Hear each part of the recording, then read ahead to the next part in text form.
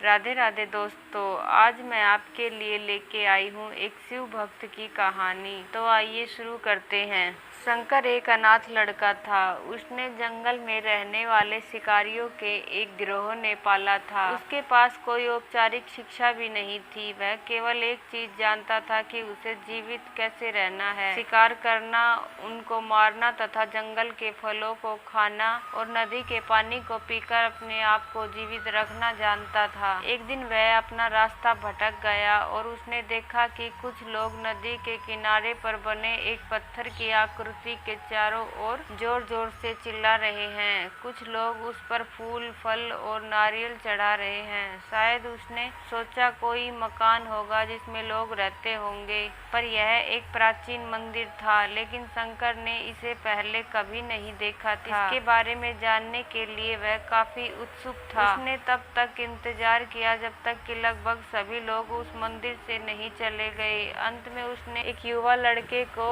इमारत से बाहर आते देखा। उसने बात करने का फैसला किया और शंकर ने उससे अपने मन में आए कई सवाल पूछे। उसका पहला प्रश्न था, इस इमारत को क्या कहा जाता है? लोग अपने साथ क्या लाते हैं? फिर उन चीजों को अंदर वाली इमारत में क्यों छोड़कर वापस आ जाते हैं? चीजों को अपने साथ लाना और उन्हें अंदर छोड़कर वापस चले जाने पर वह लड़का शंकर की अज्ञानता व मासूमियत पर बहुत हैरान था और उसके सवालों से चकित भी था। पर वह यह नहीं जानता था वह पास के जंगल में रहता है और शिकार करके ही अपना जीवन यापन करता है। लेकिन फिर भी उसने उसके सवालों के जवाब देने की पूरी कोशिश की। उसने शंकर को बताया, यह भगवान शिव का मंदिर है। लोग यहाँ उन्हें फल और फूल चढ़ाने आते हैं। वे शिव भगवान से जो चाहते हैं वह मांगते हैं और शिव उनकी सभी प्रार्थनाओं को सुनते हैं। यह सुनकर शंकर तुरंत मंदिर जाना चाहता था। लड़के ने उसे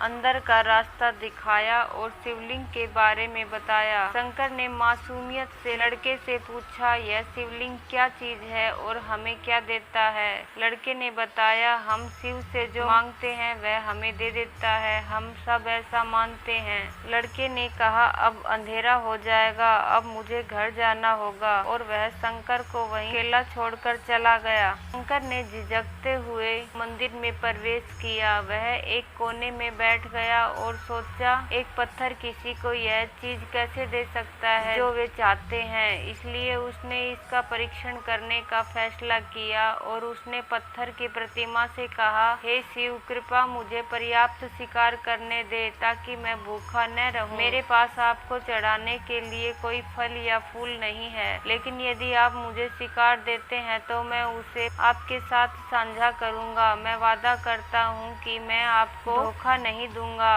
उसने घोषणा की। अगली सुबह शंकर शिकार करने गया। उसने पूरे दिन शिकार की तलाश की, लेकिन उसे कोई शिकार नहीं मिला। वह भूख से तिलमिला रहा था। वह काफी निराश हो गया क्योंकि उसे कोई शिकार नहीं मिला था। दोपहर हो चुकी थी। अब उसे लगने लगा कि मंदिर के लड़के ने उससे झूठ बोला था। फिर भी उसने शिकार जारी रखा। जैसे ही शाम हुई, उसने 2 खरगोशों को अपने बिल में से आते देखा। शंकर ने उन खरगोश को मार डाला क्योंकि उसने शिव भगवान से वादा किया था कि वह अपने शिकार को साझा करेगा। वह मरे हुए खरगोशों में से एक के साथ मंदिर गया। देर हो चुकी थी और मंदिर सुनसान था। शंकर ने मंदिर में प्रवेश किया और जोर से कहा, कृपा आओ और अपना हिस्सा ले लो प्रभु, आपके लिए मैं लाया हूँ। वह वहाँ बैठ गया और अंधेरा होने तक प्रतीक्षा करने लगा, लेकिन भगवान प्रकट नहीं हुए। शंकर को भूख और नींद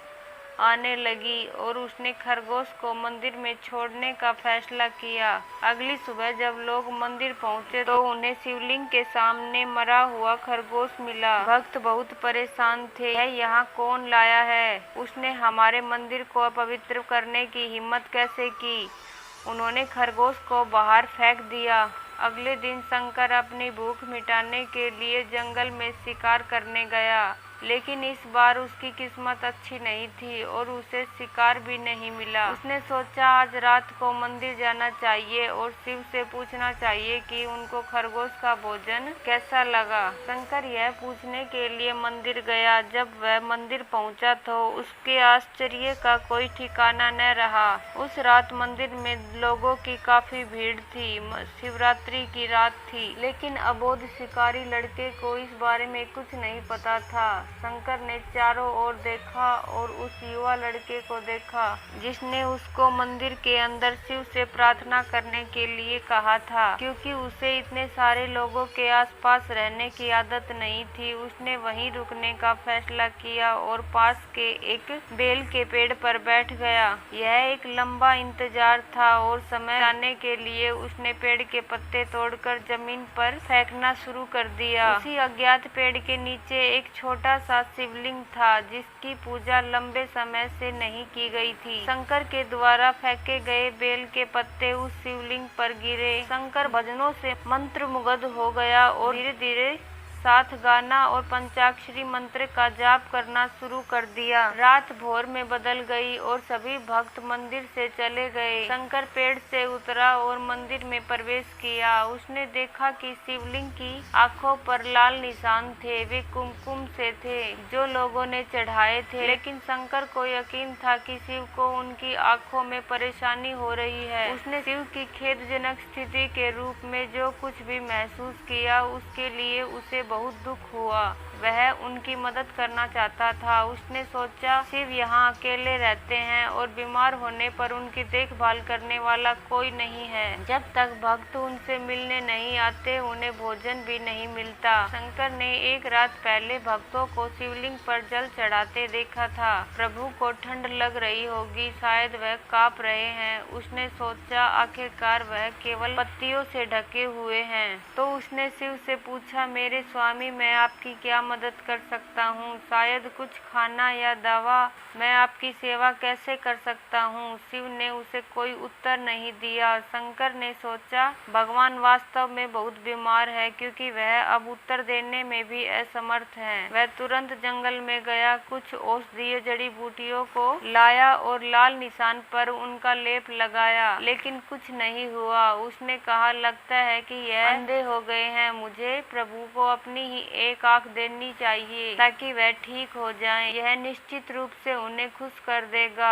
उसका दिल पवित्र था और उसने वहां शिव के हाथ में रखे त्रिशूल को उठाया और त्रिशूल को अपनी दाहिनी आंख की ओर ले गया और अपनी आंख को निकालने का प्रयत्न किया। शंकर अनपढ़ था, उसे मंत्रों या पूजा के उचित तरीकों का कोई ज्ञान नहीं था, लेकिन उसकी भक्ति की कोई सीमा नहीं थी। जैसे ही वह अपनी आंख निकालने वाला था, शिव अपनी पत्नी पार्वती के साथ प्रकट हुए। उन्होंने पार्वती से कहा, इस भक्त शंकर ने अनजाने में शिवरात्रि पर उपवास किया, बेल के पत्तों से मेरी पूजा की और साबित किया कि उनका दिल बेदाग है। मैं अपने इस भक्त पर काफी प्रसन्न हूँ। शिव भगवान ने शंकर से कहा, तुमने मुझे अपनी मासूमियत के कारण जीत लिया है। प्रभु ने मुस्कुराते हुए कहा, लोग मुझसे हर समय वादे करते हैं, लेकिन जैसे ही उन्हें वो मिल जाए जो उन्हें चाहिए तो वो मुझे भूल जाते हैं। दूसरी ओर तुमने मेरे साथ एक अच्छे इंसान की तरह व्यवहार किया और यह वास्तव में बहुत दुर्लभ है। अब से तुम मेरे इस संसार में सबसे बड़े भक्त माने जाओगे और तुम्हारा नाम मेरे साथ सदा जुड़ा रहेगा।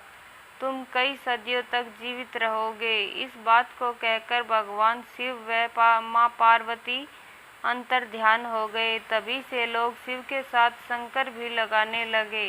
तो दोस्तों, ये थी एक सच्चे शिव भक्त की कहानी जिस पर भगवान शिव ने प्रसन्न होकर अपने नाम का वरदान दिया। यदि आपको कहानी पसंद आई हो तो कमेंट में लिखकर ज़रूर बताइए और मेरे चैनल को सब्सक्राइब कर ले ताकि आपको आने वाली हर कहानी की नोटिफिकेशन मिल जाए। धन्यवाद दोस्तों।